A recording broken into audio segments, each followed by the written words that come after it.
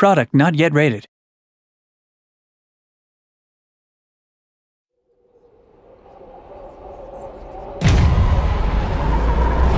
I'm the creative director for Dead Space 3. And I'm the senior audio artist on Dead Space 3. We're going to take a look at our current single-player demo. Isaac! Carver, goddammit, give me a hand here! As the demo begins, Isaac Clarke finds himself on a ship called the Eudora, which happens to belong to this guy here who he's handing a welding torch to.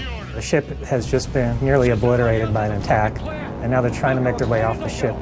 Carver, where can I find an EVA suit? Down that way!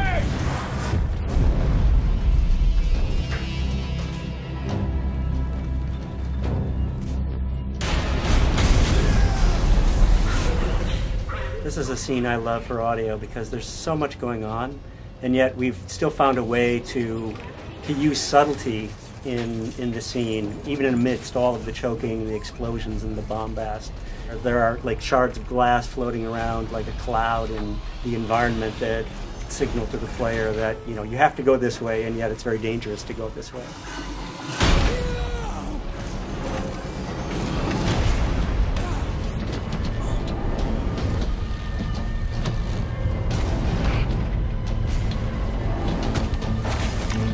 In this part, Isaac desperately is trying to get his spacesuit on in time. The clock is counting down and the ship is on fire. It's about to blow up.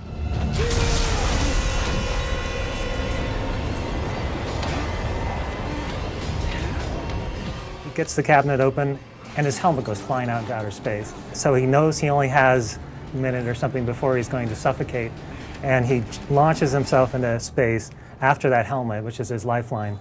And he gets it just in the nick of time as he finds himself in the middle of the Eudora as it's flying to pieces. Guys, okay, I see it. Listen, find something to hang on to.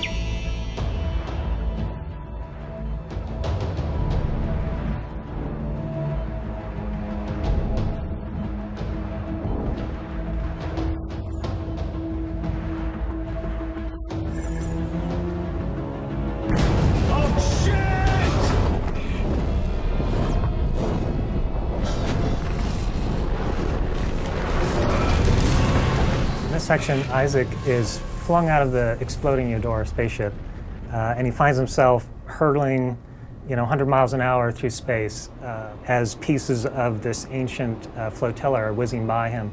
And what this did is it gave us a really excellent opportunity for introducing the next setting for Isaac in the game, which is this derelict flotilla lost a long time ago in outer space. You've got Isaac, this little insignificant guy, flying through massive pieces of ship that are just tumbling left and right.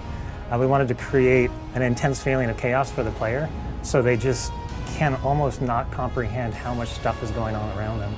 And they're freaking out about which way they have to go, left or right, and as they're going, they're just seeing pieces of ancient history tumbling by. And very much so is kind of like the evolution of the Halo jump that we did in Dead Space 2 as well. I mean, sonically and gameplay-wise, there's so much going on.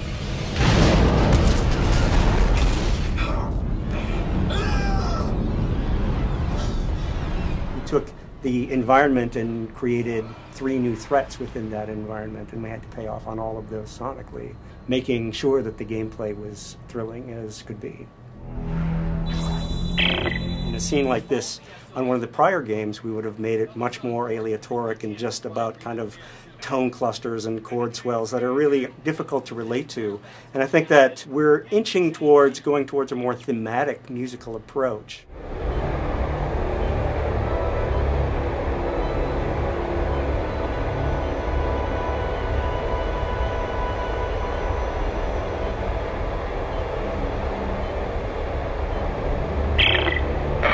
Looks like the power's out everywhere. There's no way to activate the cargo doors. What about that door? It's got a manual crank. No, that's right. I'll see if I can get inside. In this section, Isaac is separated from the rest of his crew. He's run out of options. He had previously just been flying through space, and now the only thing left for him is to go into this derelict ship. It's his only hope of oxygen and some parts that he can scavenge and upgrade his equipment and somehow survive this event that's happened to him. Looks like I'm the first person to come through here in a long time. There's residual air. Tastes like dirt. Sonically, I think it's really unique in all of Dead Space because it's like one of the most quiet environments we've ever created. So it really amplifies that sense of Isaac's being alone and being separated from his crew and going deeper into finding out what happened here.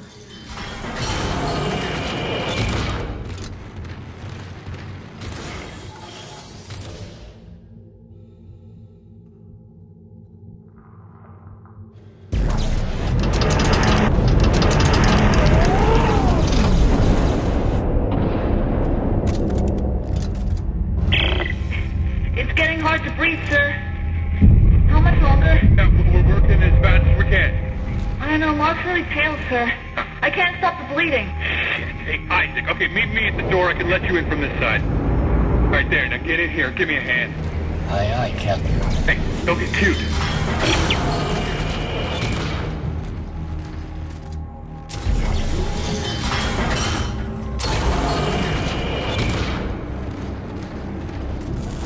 Isaac, Ellie's SOS is coming from deeper inside this ship, but I can't leave Rosen and Locke. Send me the coordinates. I'll go check it out. Here you go. Hey, don't stray too far. That's an order.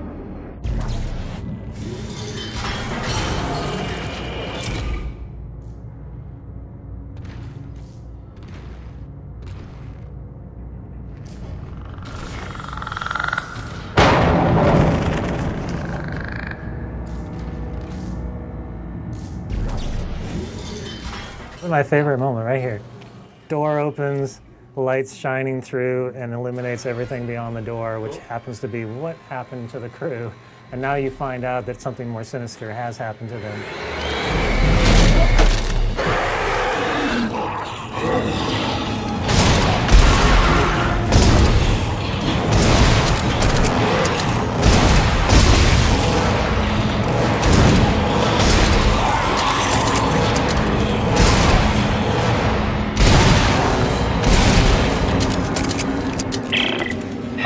Holy shit! What is it? What's going on? I just got jumped by what's left of the crew. What? No one could have survived out here for that long. They didn't survive. They got turned into those things. What?